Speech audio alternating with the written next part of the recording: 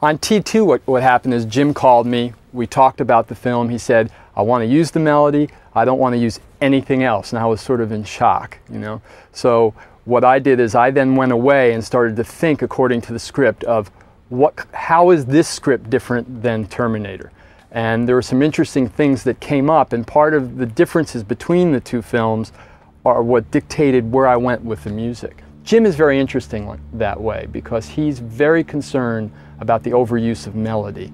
Now, melody is one of the composer's main tools, but he'll constantly say, I don't want to hear the recognizable theme. T2 had more depth, it had more humanity to it, it had more complex elements in the Terminator character himself having, you know, charge of the kid and all this stuff. So I opened it up into a richer, a little more complex texture, and less obviously electronic, using more, used a lot more organic sounds. A lot of the strange sounds don't come from synthesizers, they come from acoustical sources that I then manipulate, but it might be the rubbing of the inside of the piano, or it might be a sample of a bunch of brass players just going crazy, and then I shape it into the cue.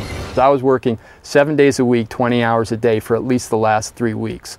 And while they were mixing reel 10, I was writing reel 11, and a courier would literally stand outside the door and take it on a plane, because I'm here in Los Angeles and Skywalker is up north. If a score is well designed, it should meld really well with the sound effects, and I feel that was part of the success of the Terminator scores, was I really took into account the sound effects and created things that sort of bridged between music and sound effects. But still, it's an opportunity for the listening audience to really hear what you did very clearly.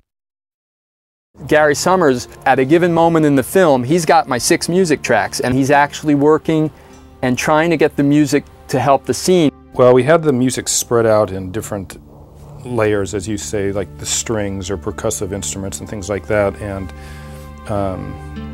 so we would try different elements, and maybe using the strings sometimes and the percussive instruments other times. And in this particular film, as you know, there were so many sound effects, and the music had to be integrated with that.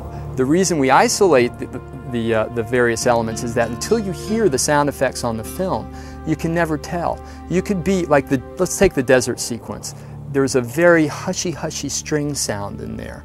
Well, I didn't know exactly what pitch the desert wind would be at.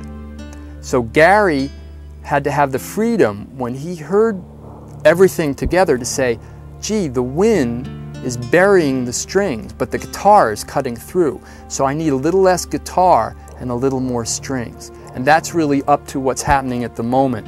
The score, in my opinion, is finally, in a sense, created on the dubbing stage.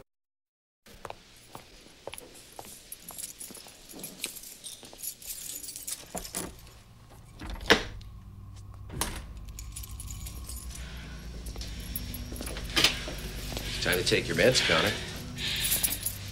You take it. Now, you know you gotta be good because you're up for review this afternoon. I'm not taking it, Dougie. I don't want any trouble. Ain't no trouble.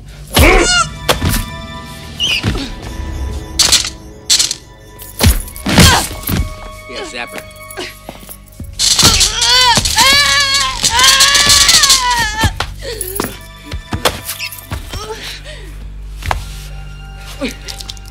Last call, sugar.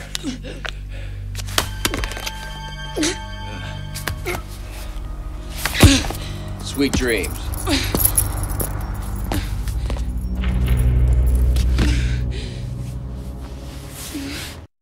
In the age of interactivity, you get a choice. You can see a video version of the film the way it was released in theaters, and seeing essentially the finished version of the initial conception of the movie.